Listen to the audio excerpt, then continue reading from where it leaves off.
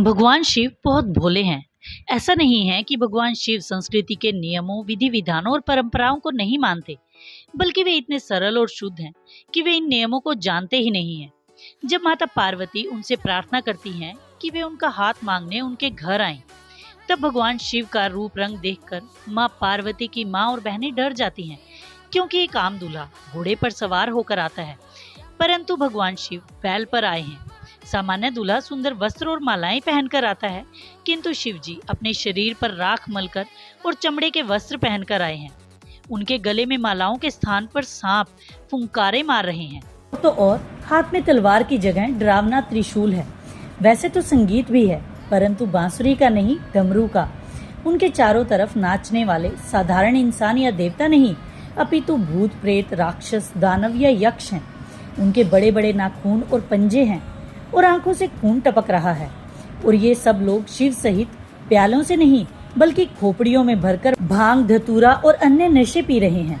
माँ पार्वती की माँ शिव जी का ये रूप देखकर परेशान हो उठती हैं। उनकी बहनें और चाचियां उनका मजाक उड़ाने लगती हैं।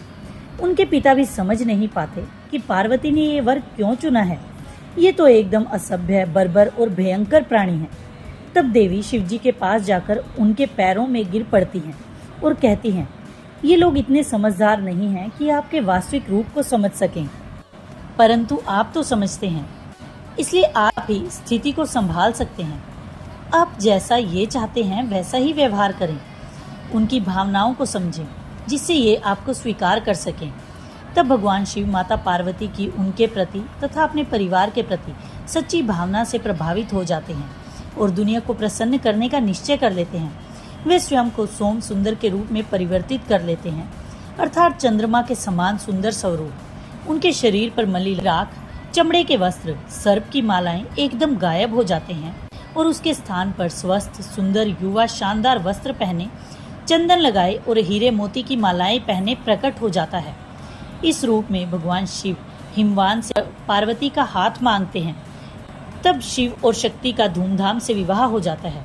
जब शिव और शक्ति विवाह करके कैलाश पहुंचे, तब शक्ति ने कहा, मुझे घर चाहिए। शिव जी इतने भोले हैं कि माँ पार्वती के घर की जरूरत को भी नहीं समझ पाते और आश्चर्य से पूछते हैं कि तुम्हें घर क्यों चाहिए। तब माँ पार्वती ने कहा, गर्मी में ताप से हमारी रक्षा करने के लिए। भगवान शिव उन्हें एक बड़े से बरगद वृक्ष के साये में बिठाकर कहते हैं, यहाँ ठंडक है, तुम यहाँ बैठ जाओ। ये सुनकर माँ पार्वती कहती हैं, और जब सर्दी पड़ेगी तो हमारी रक्षा कैसे होगी। शिव जी उन्हें मरघट में ले जाते हैं और कहते हैं, यहाँ हमेशा मुर्दे जलते रहते हैं, इसलिए गर्मी बनी रहती है। एक भी दिन ऐसा नहीं बीतता जब किसी का दाह संस्कार न हो। शक्ति को अब तक क्रोध आ गया और उन्होंने चीख कर कहा, और जब पानी बरसेगा तो क्या होगा। तब न पेड़ और न चिता हमारी रक्षा कर पाएंगी। वो समझ गई थी कि महादेव उनकी बात समझ ही नहीं पा रहे हैं। तब शिव उन्हें बाहों में भरकर बादलों के ऊपर उड़ जाते हैं, जहां बारिश नहीं होती। इसी कारण उन्हें जीमूत वाहन नाम दिया गया, जो बादलों को भी पार कर लेता है। शिव जी सभी सांस्कृतिक कर्मों से अलग रहना चाहते हैं। उन्हें जो कुछ भी मिलता है वे उसे ही खा लेते हैं, परंतु शक्ति शिव को ज्यादा घरेलू बनाना चाहती हैं। वे चाहती हैं कि शिव ऐसे पति बने जो पत्नी की घर की जरूरत को समझते हैं और उसे घर भी देते हैं। लेकिन शिव हैं कि शक्ति की घर की आवश्यकता को समझ ही नहीं पा रहे हैं।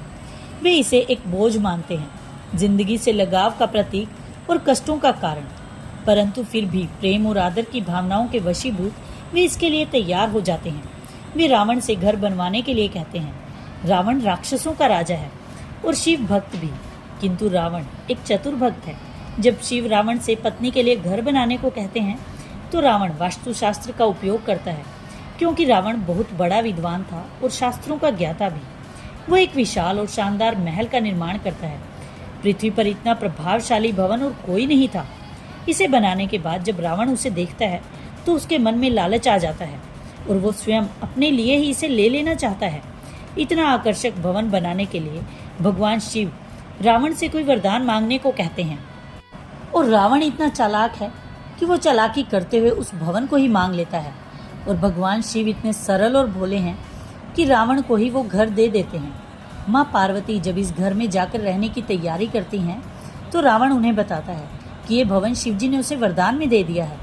रावण फिर भी चतुराई करते हुए माँ पार्वती को उसमें अतिथि या किराएदार बनकर रहने का निमंत्रण देता है। इस पर माँ पार्वती शिव पर क्रोध करना चाहती हैं, किंतु फिर सोचती हैं कि यही तो उनका स्वभाव है। वे घर या संपत्ति की धारणा को ही नहीं समझते। माँ पार्वती को उन्हें इसी रूप में स्वीकार करना होगा और इस तरह माँ पार्वती घर की इच्छा का ही त्याग कर देती हैं। इस वीडियो में दी गई जानकारी अगर आपको अच्छी लगी हो तो वीडियो को प्लीज़ लाइक करें और कमेंट में हर हर महादेव ज़रूर लिखें। अपना कीमती समय देने के लिए धन्यवाद।